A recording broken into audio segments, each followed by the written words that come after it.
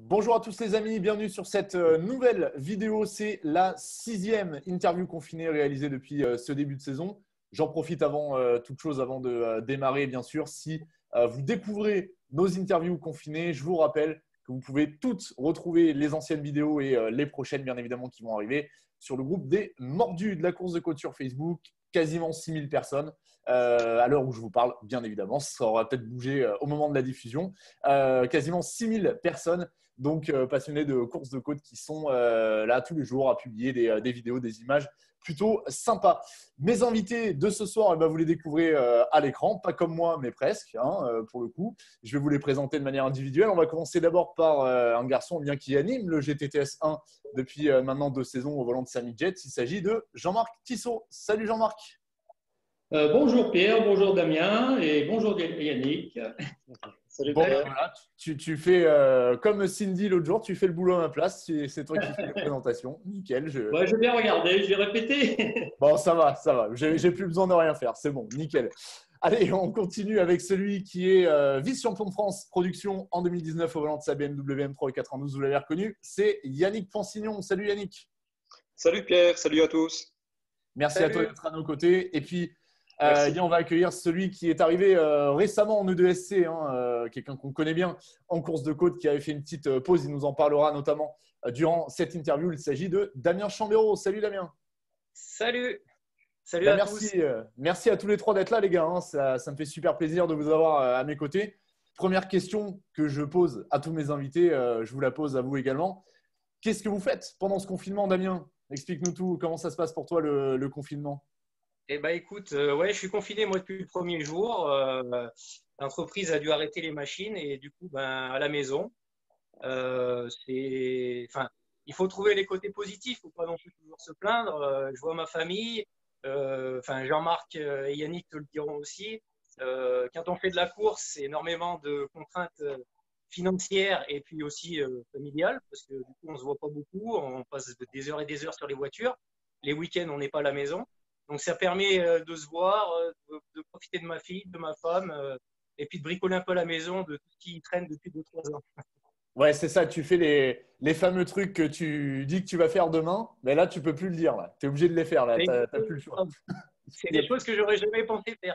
Voilà, c'est ça. Il y a plus d'excuses. Merci à toi, Damien, d'être à nos côtés. Yannick, parle-nous un petit peu de ton confinement. Comment ça se passe pour toi? Bah écoute, ça se passe plutôt bien. Bon, moi je fais un petit peu de télétravail. Bon, pas beaucoup. Je fais deux demi-journées par semaine. Et puis le reste du temps, bah, je fais ce que j'ai pas le temps de faire les autres années à la maison. Comme Damien disait, bah, la passion prend énormément de temps. Donc il y a beaucoup de travaux qu'on laisse de côté. Et on profite de cette période pour faire bah, tout ce qu'on n'a pas le temps de faire, hein. Donc là, je suis un peu plus dans le terrassement en ce moment. Ok, ok. Bon, ça change de la course, mais comme le disait Damien, effectivement, ça permet de faire des choses qu'on n'a pas le temps de faire, ça c'est sûr. Exactement. Jean-Marc, ton confinement, comment ça se passe? Eh ben, on peut pas dire que ce soit un grand confinement parce que je travaille toujours autant en mécanique de précision, donc beaucoup dans le domaine médical. Alors, je vais peut-être embaucher Yannick et Damien pour venir faire tout ce que j'ai pas le temps de faire Bah, écoute, parce qu'il se passe toujours rien autour de ma maison, quoi. Eh ben, écoute, en tout cas, moi bon, j'ai un petit peu de boulot, mais si tu veux que je vienne avec Damien et Yannick, on va te filer un coup de main. Il y a pas de J'ai souci. une cave. Pardon, excuse-nous, je t'ai pas entendu, Jean-Marc. Si ça peut vous aider à venir, j'ai une petite cave. Bah alors là, on dit pas non. écoute, c'est si gentiment proposé qu'on va pas refuser, hein. C'est On ça, arrive, exactement. on Exactement, on arrive. arrive tout de suite. Ouais, on arrive tout de suite. On prend le premier train et on arrive. Allez, blague à part, on va lancer cette série d'interviews confinées, la 6e vidéo, comme je vous le disais depuis le début de ce confinement. Je vais rester avec toi, Jean-Marc, parce que c'est par toi qu'on va commencer. On va revenir un petit peu sur ta carrière, sur tes dernières saisons et puis sur ce que tu avais prévu de faire en 2020. Alors, justement, ta carrière, elle est assez atypique par rapport à d'autres pilotes. Tu vas nous en parler. Toi, tu n'as pas commencé le sport mécanique par le sport automobile, mais tu étais aussi sur du 4 roues, mais plutôt sur du quad, c'est ça? Oui, tout à fait. Il y a une dizaine d'années, j'ai fait les Baja et les Endurance Quad, donc type Baja erratique, ça c'était dans les Pyrénées, les Endurance comme Bassivière, puis aussi toute la France, mais bon, pas en voiture. Par contre, je connaissais bien le domaine automobile en allant voir les rallyes, mais pas très peu la course de côte en fait. Donc, tu étais plus fan de rallye et en fait, tu achètes ta première auto en 2015. C'est ça, la BMW avec laquelle on t'a connu, nous, sur le championnat de France de la montagne. Oui, en fait, j'ai acheté cette voiture pour m'amuser sur circuit. Quand je l'ai achetée, je ne savais même pas qu'elle avait un passeport technique. Et après, j'ai découvert qu'elle avait fait le col Saint-Pierre, d'ailleurs, cette voiture, mais elle n'était plus du tout conforme pour le GT de série. Donc, j'ai été obligé de remettre les freins d'origine. Enfin, il y avait pas mal de choses à faire. Et puis, donc, j'ai fait en premier un slalom. Slalom de Mornan vers chez moi. Et après, j'ai fait la première course de côte, mais avec des pneus route, enfin des Smith Slick, la course de côte de béton. En fait. Ah, il fallait bien démarrer par quelque chose. Et bon, les temps, j'étais derrière la seule midget qui devait être cinquième avant la fin, tu vois. Donc, il y avait de quoi faire. Bon, quand même, ça t'a permis de te lancer un petit peu en course de côte. Je crois que tu as fait quand même quelques autres courses régionales avant d'arriver en championnat de France de la montagne.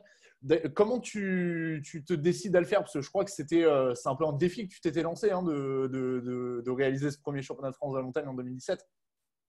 Oui, c'est un peu un phénomène de hasard. C'est que j'avais rencontré en GT de série sur les courses de côte Rudy Giner. Et puis, en fait, il en a parlé à Philippe Ballester. Et bon, du coup, sans rien connaître. Hein. Donc, je suis arrivé à Bagnole en touriste un peu, avec des pneus pas bien meilleurs qu'avant, tu vois. Et donc, ça a commencé comme ça. C'était des pneus de circuit.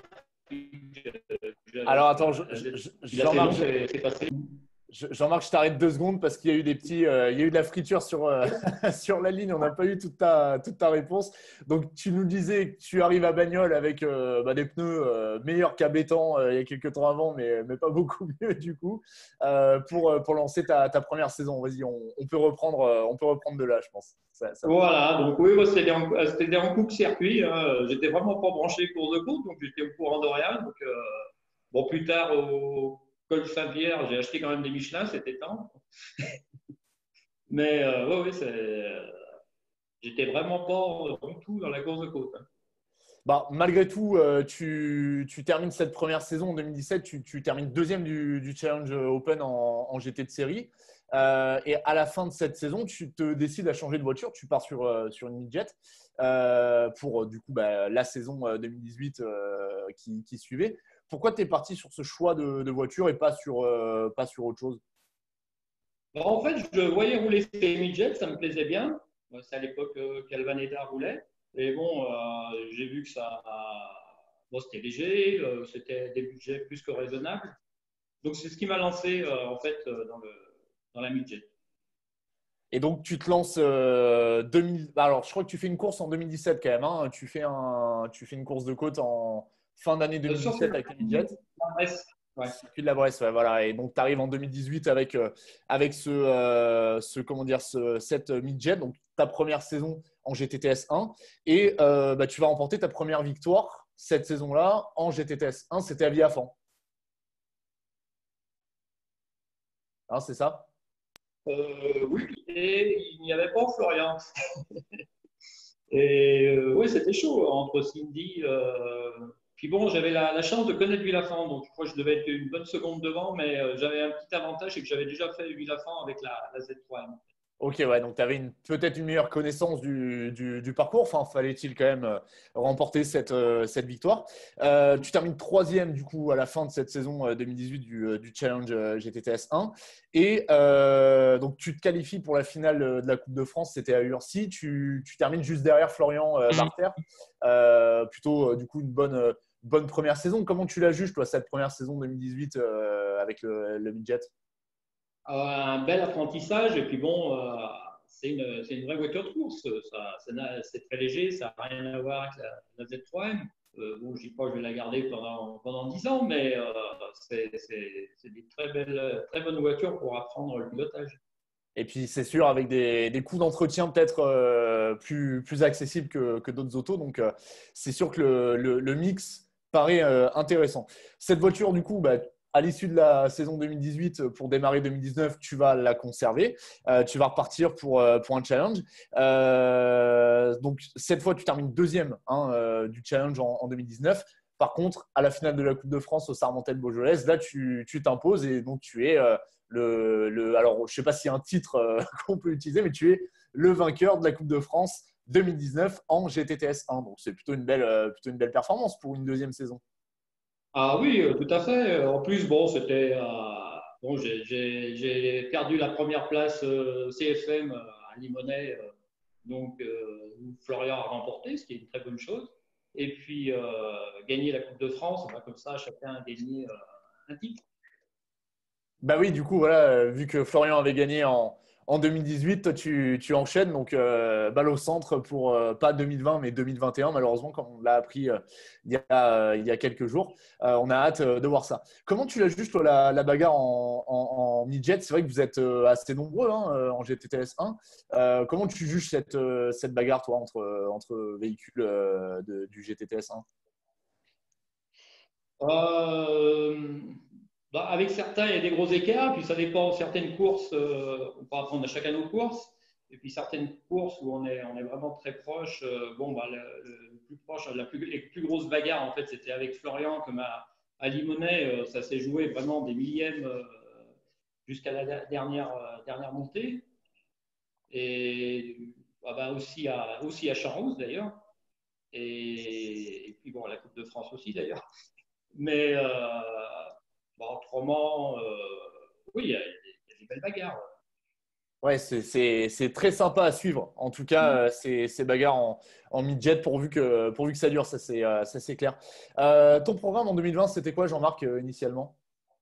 Ah, c'était le même en fait, avec la Coupe de, enfin, espérer la finale aussi en Coupe de France, mais bon, bah, Sur un tracé que tu connais bien et qui t'a bien réussi, du coup, parce que c'était prévu sur le tracé des Sarmentelles aussi. ouais, et puis bon, je suis un peu de la région, donc bon, c'est sympa, ça fait une bonne promo en même temps. Et bon, bah, il n'y en aura pas. Et ouais, bah, malheureusement, et tu étais toujours partant avec cette mid-jet. Du coup, tu n'avais pas prévu de changer de voiture pendant l'hiver. Non, non, j'ai même un bon stock de pneus là, tout neuf. Ça y est, maintenant, en termes de pneus, tu es bon. Tu as les bons pneus, tu as tout ce qui va bien. C'est plus comme avec la BM, c'est bon. Ah ouais, là, en général, pour le championnat, je pars sur 12 pneus. Ça fait la saison, en fait. Bon, bah, c'est cool, c'est cool, c'est cool. Bah, c'est sûr que je pense que le midget aussi permet de revoir un peu comment dire, les frais qu'on engage parce que les frais de fonctionnement sont un petit peu plus accessibles et c'est sûr que ça te permet de rouler dans de meilleures conditions, on l'imagine, quoi. Ça, c'est certain. Jean-Marc, merci beaucoup. Merci d'avoir été à nos côtés, d'avoir répondu à mes questions. Reste avec nous, parce qu'à la fin de cette émission, tu le sais, il y a une partie qui va tous vous concerner, c'est le quiz. Et je compte bien sur toi, bah, évidemment, pour défier nos amis Yannick et Damien. On va voir qui s'en sortira le mieux, bien évidemment. On poursuit cette interview. Je vais maintenant me tourner vers mon deuxième invité. Il s'agit de Yannick Francignon. Alors, Yannick, toi, bien évidemment, tu es un peu né dans le sport auto, un peu né dans la course de côte. Je crois que tu as démarré en sport auto à la toute fin des années 90, en 99. C'est ça, raconte-nous un petit peu. Oui, tout à fait, oui. Donc oui, moi je suis baigné dans le sport auto depuis tout petit, puisque mon papa a commencé en 79. Donc pareil, il cumulait que des courses de côte régionales et sur la fin quelques côtes du championnat de France. Donc oui, moi j'ai commencé en septembre 99 par un slalom, le slalom de Dame-Levière, qui était à 40 km de la maison. Donc c'était pour faire une pige, pour voir ce que ça donnait, quoi. Avec le fameux CG dont on parlera bien évidemment un petit peu plus tard. Voilà. Ouais, voilà. Donc là, pour le coup, bah, tu vas garder cette auto parce que tu vas quand même rouler un certain temps avec. Dans les années 2000, tu vas justement faire tes premières courses. Alors, c'est vrai qu'à la base, tu étais plutôt centré sur les courses dans l'Est de la France, de mémoire. Oui, tout à fait. Ouais. Donc oui, au départ, la voiture-là, mon père l'avait achetée pour faire du rallye. Donc, il l'avait acheté à deux il l'avait acheté avec le copilote pour pouvoir faire du rallye, comme ça, quelques piges en plus de son programme de course de côte. Donc, j'ai commencé le slalom en fin 99 et après, on faisait des régionales qui étaient autour de la maison. Et quelques courses du championnat, pareil, mais à partir de 2004 peut-être. On s'éloignait pas beaucoup quand on faisait Fouchy, Abrèche-Villers, Turkheim, Remiremont, il y a eu.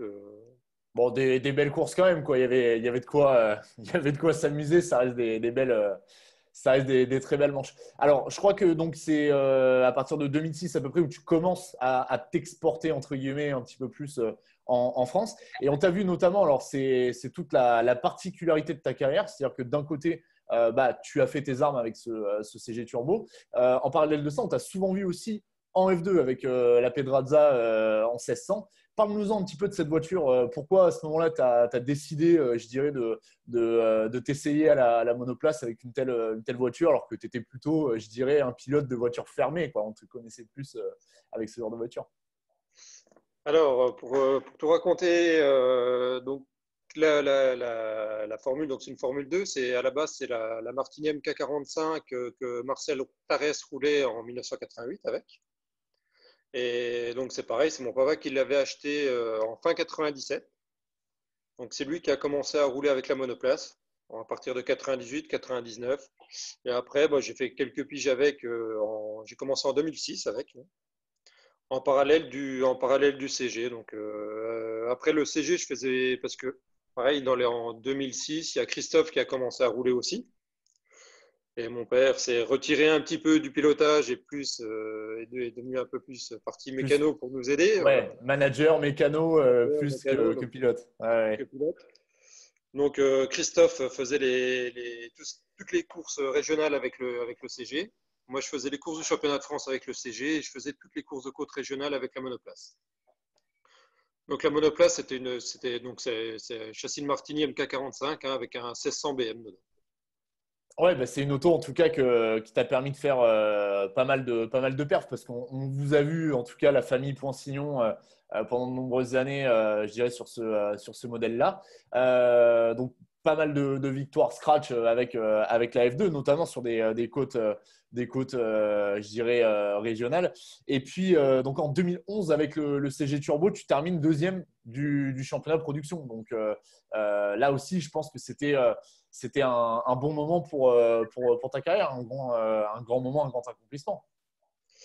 Ouais, ouais. Moi, avec le CG, ce que j'ai préféré, c'était quand même l'année 2008.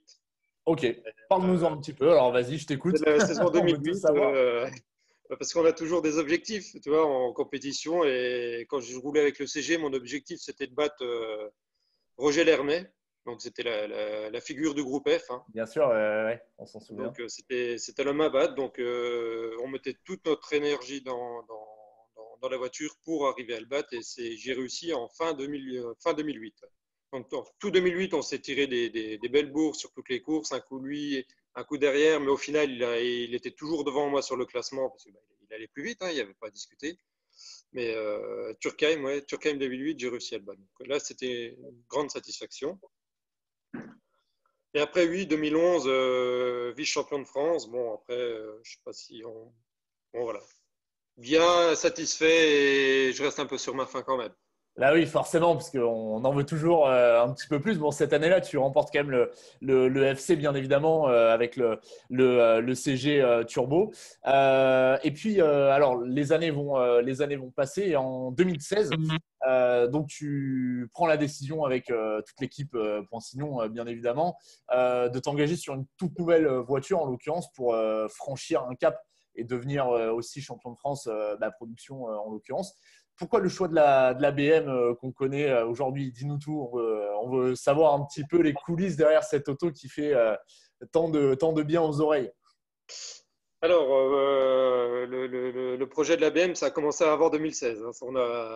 On a commencé le projet l'hiver 2013-2014. Ok, mais tu roules avec en 2016. On a Tu fini démarres en la 2016. voiture, Ouais, ouais. voilà. Et j'ai commencé à Villafa en 2016. Et voilà, le temps de construire la voiture, hein. Donc en fait, ça a démarré tout bêtement par une discussion entre mon père et Benjamin Vielmy. qui bossait chez anciennement Madère et qui avait des moteurs BMW à l'avant. Donc on discutait de ça et puis donc on avait trouvé le moteur. Après il nous manquait la voiture. Donc mon père a appelé mon cousin qui travaillait chez Fabrice Marchal. Donc c'était le carrossier de Fabrice Marchal, c'est lui qui construisait les voitures de course, ses voitures de course, niveau arceau et ainsi de suite. Et puis mon cousin a dit oui, que ça le motivait, qu'il était prêt à nous aider. Donc on est parti sur la BM. Au début, on a hésité entre un Z4 et puis la M3 E92. Et au final, on est parti sur la M3 E92. Bon, Donc après, visuellement, c'est un très bon choix. Visuellement, c'est un très bon choix. Ça, ouais, ça, c'est clair. Donc après, voilà, donc on a commencé, on a acheté la voiture. Donc c'est une voiture de série, hein, on l'a acheté en mars 2014. Et depuis mars 2014 jusqu'à Viafan 2016, donc on a travaillé d'arrache-pied, donc en particulier mes cousins, avec qui on a monté toute la structure, carrosserie avec mon frère, mon père. Et donc voilà, beaucoup d'amis qui nous ont aidés aussi. C'était un très gros projet personnel et puis Bah, c'est en tout cas, ça commence à porter ses fruits, parce que du coup, il y a eu beaucoup de développement et c'est pas évident non plus d'arriver face à d'autres autos, je dirais, dans ce championnat-là. Bon, tu finis quand même par terminer quatrième du championnat en 2017, troisième en 2018 et deuxième l'an dernier notamment, qui est, je pense, de cette série de saisons avec la BM, tu vas nous le dire, mais en tout cas, en termes de palmarès, ça a l'air d'être la plus aboutie pour toi. Qu'est-ce que tu en penses? oui, 2019, on a vraiment vu on a vraiment vu une belle progression par rapport aux années précédentes, hein. Donc, on l'a vu des bagnoles Sabran, hein, on a tout de suite été dans le coup alors qu'on n'avait pas fait un mètre avec la voiture pendant l'hiver, rien du tout. On n'avait pas eu le temps d'essayer, donc on était vraiment satisfait du résultat, hein. Et même sur tout le reste de la saison, quand on regarde les chronos, j'ai amélioré partout sur toutes les épreuves, toutes les manches. Toutes les manches. Donc oui, c'était 2019 et quand même bien mieux que les autres années, oui, en termes de résultats. Avec deux victoires en plus, hein, cette saison. Donc, pour le coup, ça couronne aussi je dirais le travail. Ça montre que la voiture est plus compétitive. Donc, ça te permet, pourquoi pas, effectivement, de devenir un candidat crédible, en tout cas au titre en production. Ton programme en 2020, Yannick, c'était quoi pour toi? Le programme était identique, hein. On était reparti pour faire l'intégralité du championnat de France. Et j'aurais aimé aller rouler au Rangé, mais comme ils avaient redécalé la date avec Champs-Rousse, ça n'aurait pas pu se faire. Mais voilà, oui, l'intégralité du championnat de France, ouais. Et qu'est-ce que j'allais dire? Oui, pas de modification prévue sur l'ABM. Elle devait repartir telle quelle en 2019, ou il y avait peut-être des petites nouveautés dans la sacoche? Ah ben non, le but de l'hiver, c'est de faire progresser les autos pour améliorer les chronos la saison suivante, hein. Donc non, on a travaillé comme on le fait tout le temps, hein, sur la voiture. Donc voilà, on était impatient de faire les premiers tours de roue pour voir ce que ça allait donner. Bon, c'est partie remise, hein, voilà, après, logiquement, ça devrait être mieux, mais des fois, on peut toujours avoir des surprises, hein. Bah, c'est sûr, mais bon, il n'y a pas de raison, hein. Si ça poursuit la lignée du travail qui a été mise en place depuis que tu roules avec cette auto, il n'y a pas de raison, hein, en théorie, que ça ne fonctionne pas. Merci beaucoup, Yannick, d'avoir répondu à mes questions. Pareil, tu restes à mes côtés, hein, parce que je vais avoir besoin de toi pour le quiz en fin d'émission. Et puis, je vais me tourner maintenant vers du coup, notre troisième invité. Il s'agit de Damien Chambéraud, qui est également à nos côtés, qui nous fait la gentillesse d'être avec nous. Alors, Damien, on va revenir un petit peu sur ta carrière. Toi, tu as un début de carrière qui est, je dirais, un petit peu étonnant. Pourquoi je dis ça? Tout simplement parce que, on le sait, tu es le fils d'un quintuple champion de France de la montagne. Et pour autant, quand tu étais jeune, toi, apparemment, le sport automobile, ce n'était pas non plus ta grande passion. Tu étais plus ballon rond, hein, c'est ça? Ouais, c'est un peu ça. Ouais, j'ai un très faible niveau, hein. C'est du foot, mais pas un super niveau, hein, mais j'adorais le foot. Et si tu veux, j'avais toujours dans l'idée de quand même d'essayer. Je gardais ça dans un coin de la tête, mais mon père faisait une super carrière. Il enchaînait les titres de champion. il aimait pas trop quand on était en course avec ma sœur, si tu veux, et j'aurais eu l'opportunité de rouler pendant les périodes où il roulait, mais j'ai jamais voulu trop l'embêter et je voulais pas lui mettre une contrainte, si tu veux, dans sa carrière. Donc, j'ai fait un petit peu de karting dans les années 2000, de 2000 à 2003. J'ai attendu de travailler. Je vivais chez mes parents. Du coup, les salaires, c'était tout bénéfique. Je mettais un peu de côté, puis j'ai fait un peu de karting. Jusqu'en 2003, où on s'est fait cambrioler, ils m'ont volé le kart et du coup, ça a tout stoppé. D'ailleurs, je remercie un concurrent à Yannick Consignon, Jean-Louis Jagnoux, qui roule en course de côte, qui m'avait fourni un karting justement pour rouler. Donc, c'est grâce à lui que j'ai fait mes premiers tours de roue. Et puis, si tu veux, donc ça s'est arrêté en 2003. Et puis, j'ai toujours gardé en tête l'idée de faire de la course, au moins d'essayer. Et les années sont passées. Et puis, en 2012, j'étais avec ma femme. C'était le week-end de Champs-Rousse. Et je lui dis, pourquoi on ne montrait pas à Champs-Rousse? Donc, Ah, ça, c'était pas une bonne idée. Ouais, non, ça, c'est ce qui a tout déclenché, si tu veux. Ah oui. Donc, on est monté à Champs-Rousse, on a fait le tour du parc un petit peu, puis on est descendu à Larcel, le fameux passage de Larcel qui est magnifique à Champs-Rousse. Et au moment où j'arrive et qu'on se met en place, la navette donc les voitures descendaient, si tu veux, pour aller au départ, la navette de mécano s'arrête et Norbert Santos descend. Donc, pour ceux qui ne connaissent pas, Norbert Santos, c'est le fondateur de chez Norma, qui m'a connu tout petit parce qu'il a eu une super aventure avec mon père. Et si tu veux, on tombe nez à nez l'un en face de l'autre. Il ne me reconnaît pas. Donc je lui dis, Norbert, est-ce que tu te souviens, je suis le fils à Bernard. Et puis donc il m'a pris dans les bras, tout content de me voir. Et si tu veux, c'est parti comme ça. Je lui ai dit que j'avais 33 ans, que j'aimerais essayer. Parce que moi, j'ai eu une carrière un peu atypique. Tu vois, j'ai fait du kart à 20 ans. J'ai attaqué la course de côte à 33 ans. Donc, c'est pas vraiment la convention, on va dire, d'un pilote standard. Et oui, bien sûr. Bien sûr. Ouais, et du coup, si tu veux, cette rencontre a tout déclenché, puisque Norbert me dit, écoute, appelle-moi en fin d'année, il risque d'avoir des voitures qui risquent de se vendre, des voitures d'occasion, des Norma, et s'il y a une bonne occasion à faire, je te tiendrai au courant. Et alors, justement, voilà, on va en revenir, parce que je crois qu'à ce moment-là, toi, bon, tu avais, du coup, on le comprend, l'idée quand même en tête de venir t'essayer à la montagne, mais tu étais plus parti sur un CM à la base. Hein, tu n'étais pas forcément parti pour une 2 litres chez qui que ce soit, mais tu étais plus parti pour une plus petite auto, quoi. Hein, c'est bien ça? Exactement ça, ouais. Dans l'idée, c'était ça. J'étais donc monté à Champs-Rousse pour voir ces autos-là. Et si tu veux, c'était fantastique, quoi. Spectaculaire. Moi, j'aime la glisse, même si ça ne se voit pas forcément aujourd'hui. Mais j'adore la glisse. Le bruit des moteurs, c'est fantastique.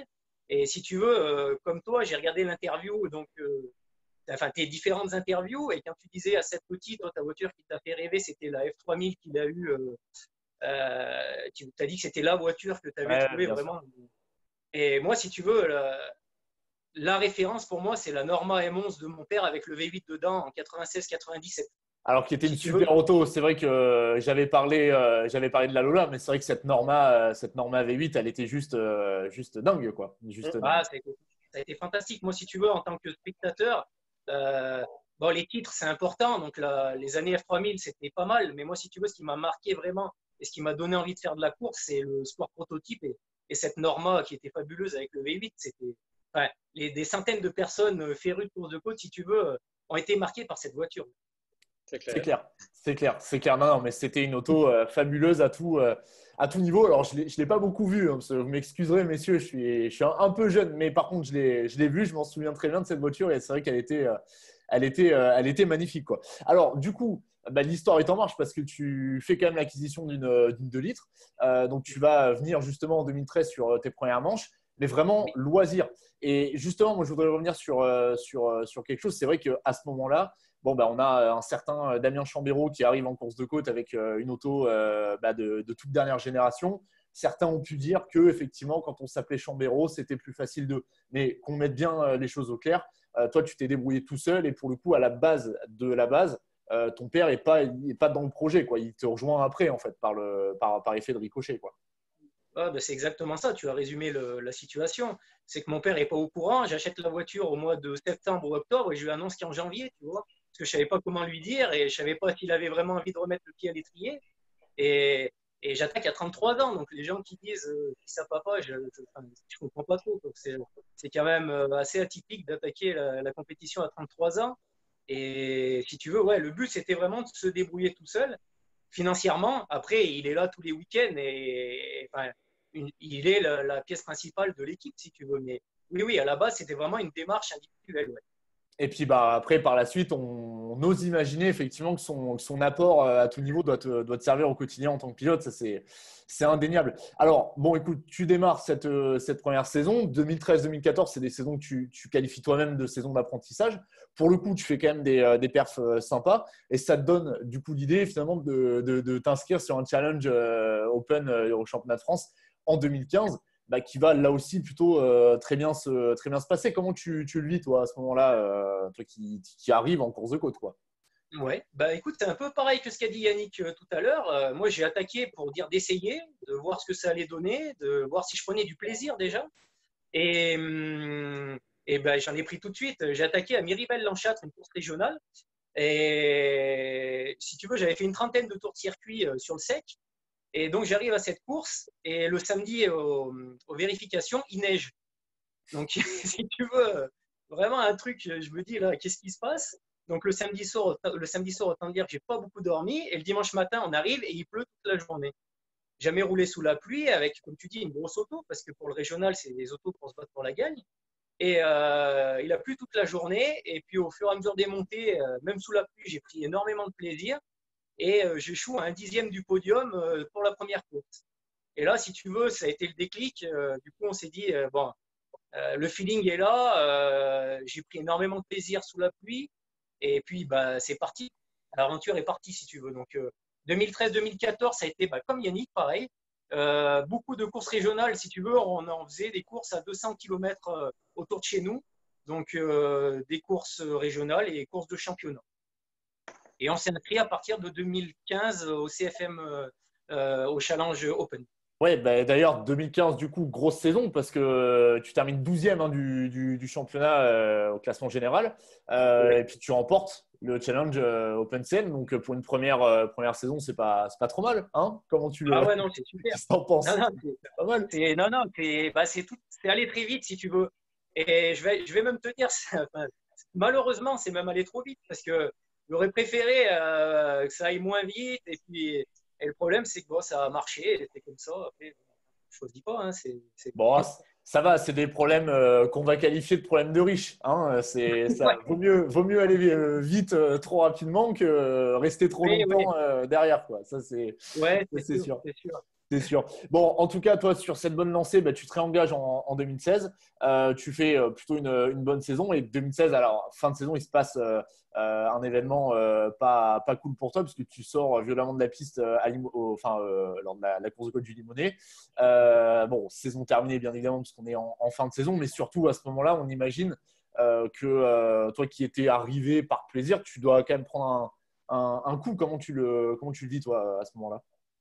Ouais, quand tu es dans ton lit d'hôpital tout seul, ouais, tu réfléchis un petit peu. Après, je te cache pas qu'aujourd'hui, si j'ai mes deux jambes, c'est parce que j'ai une Norma. Hein.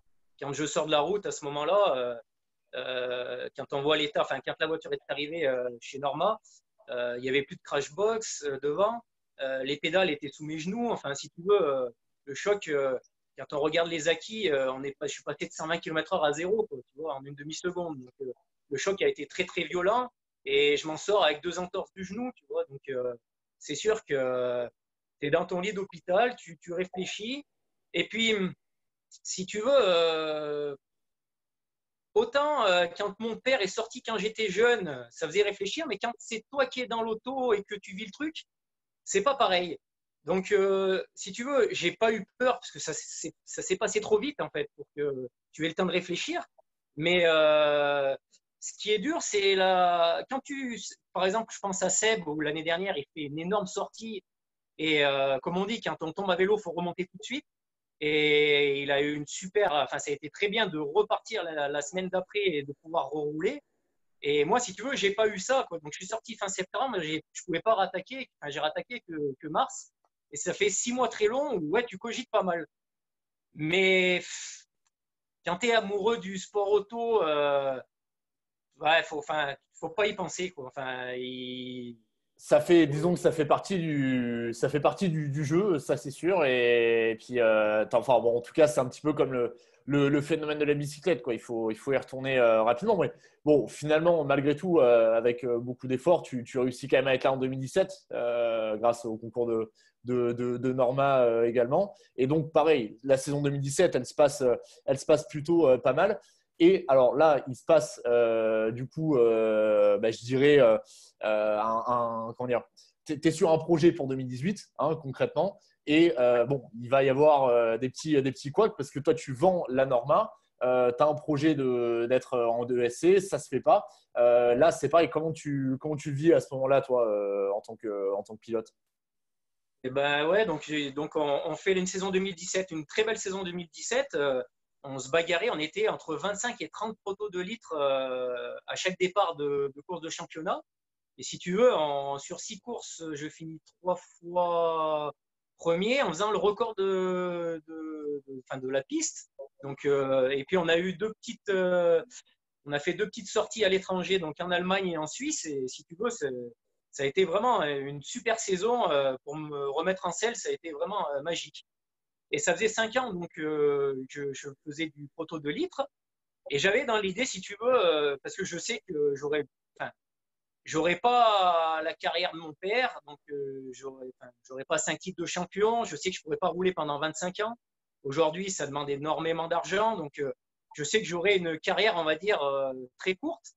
Donc, je voulais sauter le pas et essayer une auto un peu plus puissante. Et dans l'idée, si tu veux, moi, c'était vraiment de monter dans une scène 3 litres.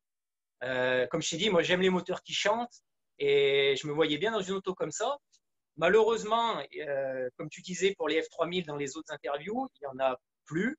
Donc, acheter une auto, si tu veux, où tu peux te bagarrer avec personne, tu peux pas jouer la gagne. Et enfin, si tu veux, t'es avec une auto un peu bâtarde et du coup, ça valait pas le coup.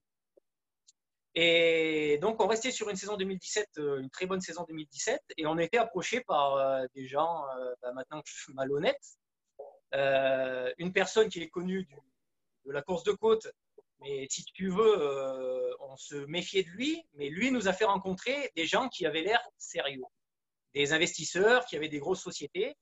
Et si tu veux, moi j'ai l'exemple de cette petite qui a décroché un super sponsor avec Croisi Europe. Et c'est génial pour la course de côte parce que ça emmène des super voitures, ça médiatise un peu plus la course de côte et c'est super important. Et à un moment, on s'est dit, pourquoi pas nous? Seb a réussi à avoir un super sponsor, et pourquoi nous, on n'en aurait pas un? Donc, on se méfiait, mais on allait, si tu veux, dans l'idée, on continuait à développer le projet. Donc, le projet, c'était ouais, une 2SC, mais par contre, avec un V8. On était parti sur cette idée-là.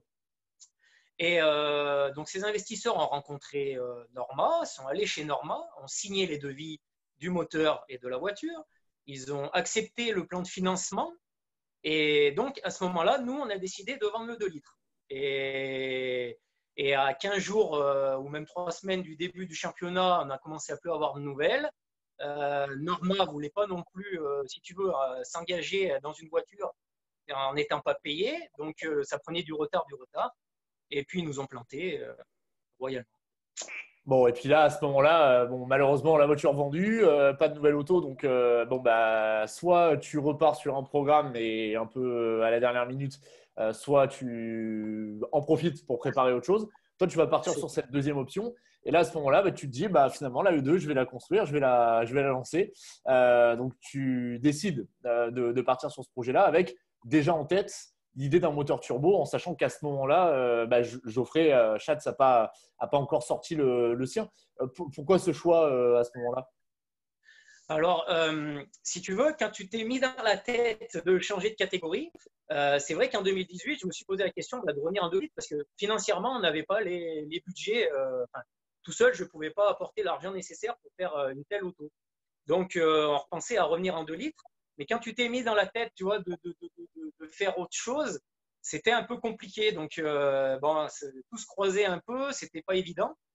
Et puis au mois de juin, on a vu donc Guilhem et puis Norbert Santos, donc de chez Norma, et sa fille Camille aussi, donc, ils sont très importants tous les trois, hein, et qui sont à la base du projet. on s'est dit, bon, ben, on aimerait faire une auto un peu atypique, quoi, un truc qui ne ressemble pas aux autres. Et il nous dit donc que donc, IMAP Motor, Arnaud Mounier, et puis sa femme Séverine et Arnaud, son mécano, qui avaient en tête de faire un moteur turbo déjà depuis pas mal d'années pour la course de côte, et qu'ils voulaient travailler sur ce projet-là. Et nous, on s'est dit, bon, bah, bingo, ça n'existe pas, c'est sympa, c'est un projet intéressant. Et si tu veux, sans savoir vraiment, nous, on ne savait vraiment pas que Geoffrey travaillait avec Oreca sur un moteur turbo aussi. Donc le problème, c'était financièrement, c'était pas faisable. Et si tu veux, nos partenaires et des gens que je peux pas citer ont été très touchés en fait de ce qui nous est arrivé. Et ils connaissent notre sérieux et l'investissement qu'on met dans tout ce qu'on fait depuis des années. Et ils ont dit, bon, ben, on ne vous lâche pas, on va vous aider. Et si tu veux, c'est grâce à ces gens-là que l'aventure a pu commencer et a débuté au mois d'août 2018. Du coup.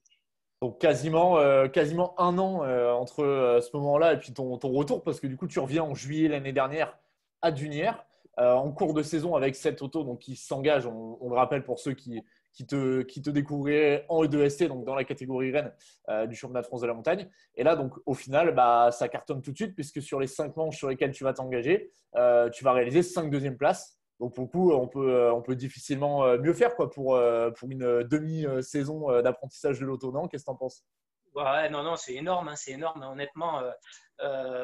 Donc, vu que le moteur, si tu veux, c'est vraiment une création d'Arnaud Mounier, il y a eu des retards avec les pièces, la voiture, c'est pareil, on a eu des petits couacs, et du coup, c'est vrai qu'on avait prévu d'attaquer un petit peu avant, et bon, après, c'est des aléas, hein, comme te disait Yannick, hein, quand il a attaqué son projet, il s'est passé une paire d'années avant qu'il puisse vraiment concrétiser, on va dire, terminer sa voiture. Quoi. Ouais. Et donc, ça a pris un petit peu de temps, et du coup, on s'est retrouvé 15 jours avant Dunière à aller faire une séance d'essai. On a fait une vingtaine de tours, très très peu de roulage avec. Après, bon, c'est vrai que le feeling a tout de suite été très bon avec la voiture. C'est vrai que c'était super puissant. C'est quelque chose de fantastique, hein, franchement.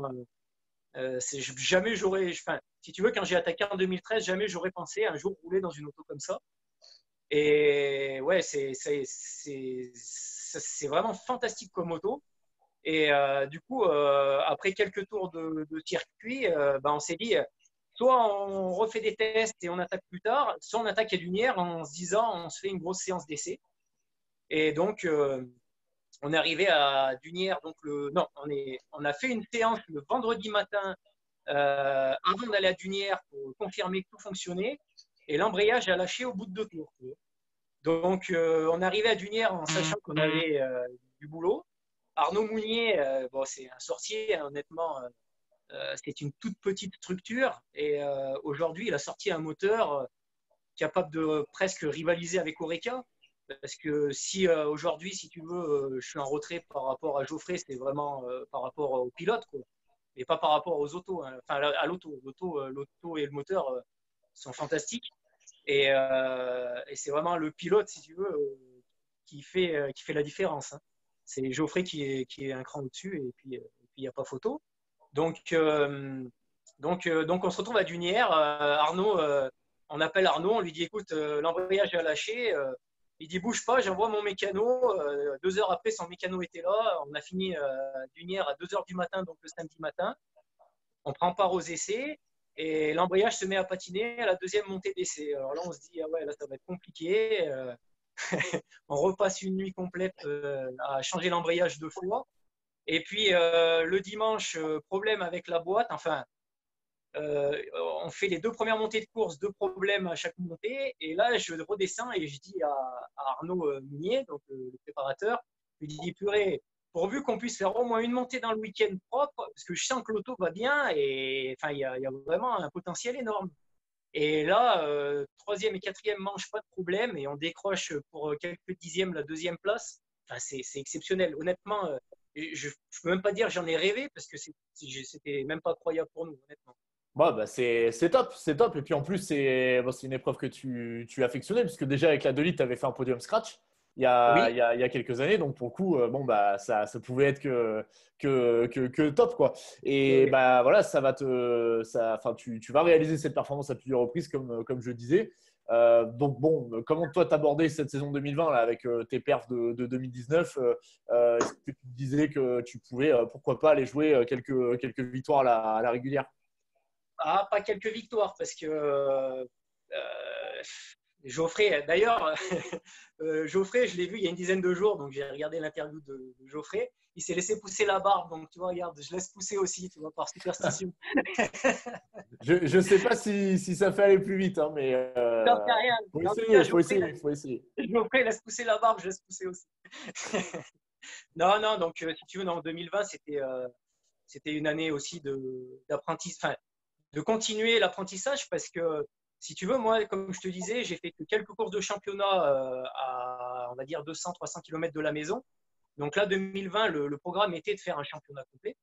Mais il y a 6 courses du championnat sur 13 que je ne connais pas encore du tout, tu vois. Donc, s'engager sur des courses comme ça, tu ne peux pas dire que tu joues quoi que ce soit. Donc, c'était déjà de continuer à développer la voiture, continuer à apprendre, moi, continuer à travailler sur le pilotage et puis, on va dire, se jauger par rapport à Seb et à Geoffrey, plus d'autres pilotes, donc Cyril, Binge, David Meillon, j'espère, Fabien Bourgeon qui doit revenir.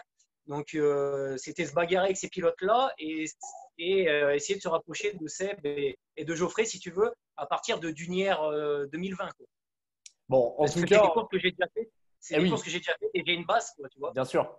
Histoire d'avoir à la fin, en arrivant à Dunière, un panel plus large quoi, de connaissances des circuits, enfin des tracés avec la voiture, c'est sûr. Bon, en tout cas, Damien, c'est super parce que ça permet d'étoffer le plateau des E2SC. Donc, bah, les fans ne vont pas s'en plaindre parce que ça permet d'avoir une bataille pour les premières places en série sport qui est un peu plus intense. Et c'est plutôt une bonne chose. Donc, bien évidemment, on a hâte de te retrouver au volant de la Norma et on espère que ce sera le plus tôt possible. Je crois que les autres invités seront d'accord, hein, pour le coup. Ouais. Effectivement, on a tous envie de redémarrer. Super, merci Damien en tout cas d'avoir répondu à mes questions. Je vous propose, messieurs, de passer à la suite. De rien, c'était avec plaisir. Je vous propose, messieurs, de passer à la suite de cette interview avec le fameux quiz connu dans le monde entier, le quiz internationalement renommé dans le monde de la course de côte, bien évidemment. Est-ce que vous êtes prêts, messieurs? Ah bah, allez. Allez, Oui, c'est parti. On va chercher un pilote. Pilote, bien évidemment, de course de côte, vous l'avez compris. C'est un garçon qui est connu notamment pour ses prouesses en catégorie CN. Il a été un des plus grands animateurs de la période faste des Ozella PA20S, avec bien des bruits dont on parlait tout à l'heure, juste phénoménaux. Un garçon qui a porté pendant très longtemps, et même c'était encore le cas il y a pas si longtemps, les couleurs de Liquimoli. Est-ce que ça vous parle? Cyril France. Cyril France, bien sûr, pilote en CN avec les couleurs de Liquimoli. Il n'y en a pas beaucoup pour le coup. Mais effectivement, Cyril France, c'était le pilote qu'on cherchait. J'en profite pour vous le dire. Donc, Cyril France qui sera avec nous dans une prochaine interview. Donc, restez connectés. On aura à nos côtés. Il nous en dira un petit peu plus sur sa préparation, notamment. Messieurs, deuxième question. Donnez-moi, s'il vous plaît, le nom du champion de France de la montagne en 1980.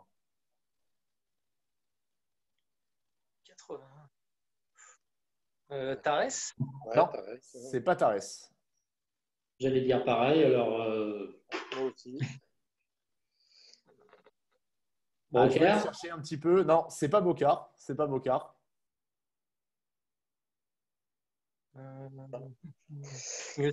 Si je vous donne le prénom, éventuellement. Non, c'est pas mieux, c'est Damien. C'est un pilote qui s'appelle Marc.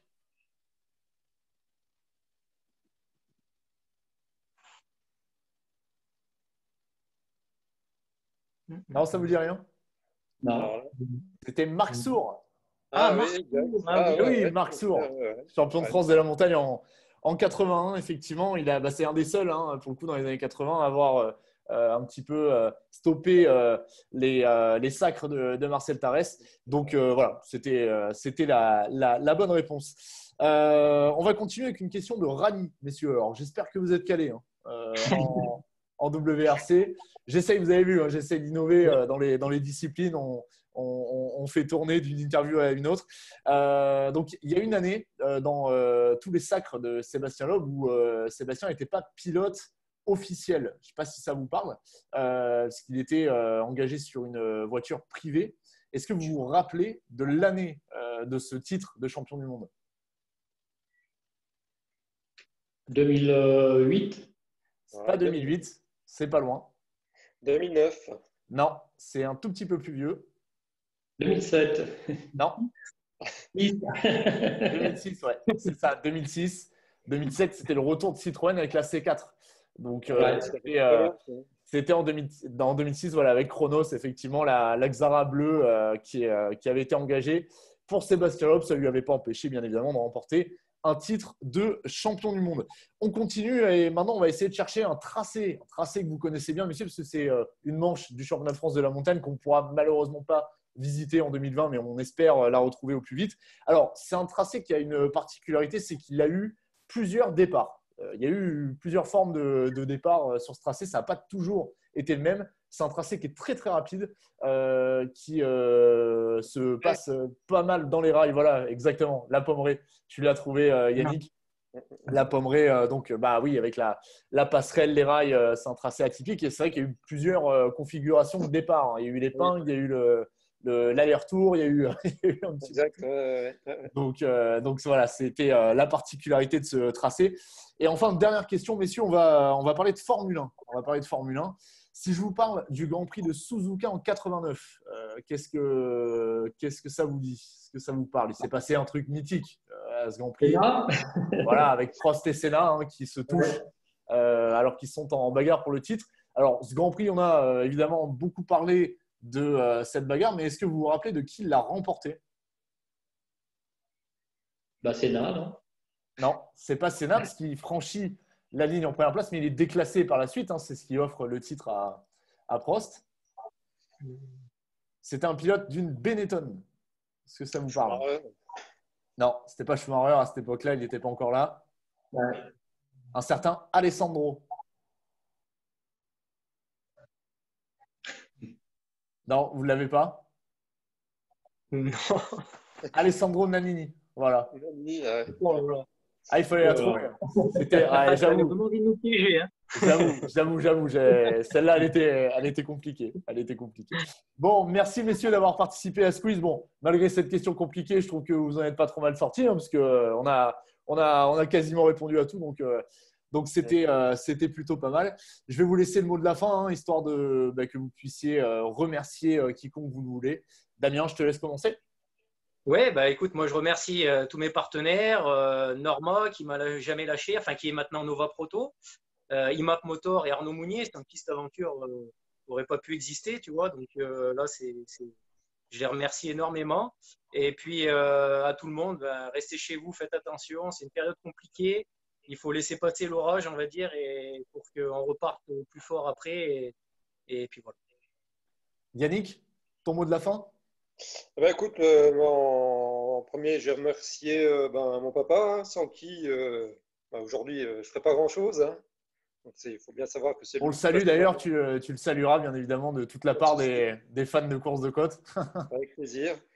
Il faut bien savoir que c'est lui qui passe énormément de temps sur les autos. Comme nous, avec le travail, on est coincé. Donc, c'est lui qui s'occupe beaucoup de l'intendance, même du transport et tout. Donc, lui en priorité. Après, la famille, pour tout le temps qu'on passe sur les épreuves et avec qui on ne peut pas passer des moments le reste de l'année.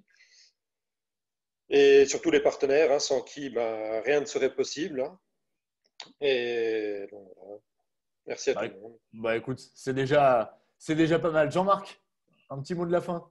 Oui, moi je remercie Patrick Gaspard qui me suit toujours avec les logiciels Esprit, Mac Technologies. Et puis bien sûr tout le team BP Autosport où Pierre est grandement utile sur le championnat de France parce que il connaît beaucoup mieux que moi. Et puis bien sûr notre président de BP Autosport qui s'occupe beaucoup comme des essais à Villieu. Donc Bernard de Terne, ça lui prend beaucoup de temps. Voilà. Et Eh ben, puis merci. ma compagne Nathalie qui me suit partout. Pardon, excuse-nous, Jean-Marc, j'ai mal entendu ta Ouais, dernière phrase. et ma compagne Nathalie qui me suit partout, qui me supporte sur toutes les courses. Voilà. Bon, ok. Ça, le message est bien passé. C'est bon, t'inquiète. Tu pourras le sortir. Bon, moi, je vous remercie, messieurs. Ça a été un plaisir d'être avec vous. Les amis, je vous le rappelle, hein, toutes les interviews précédentes et les prochaines sont disponibles sur le groupe des Mordus de la course de côte. Quasiment 6000 membres, fans de sport automobile, fans de course de côte. C'est l'endroit idéal pour se retrouver pendant le confinement. Vous pouvez retrouver des autos historiques, des voitures qui font beaucoup de bruit, des voitures en travers, des voitures dans tous les sens. Bref, c'est l'endroit idéal pour retrouver, je dirais, des sensations de fans de sport automobile. Moi, je vous remercie, les amis. Je vous dis à très bientôt. Salut à tous.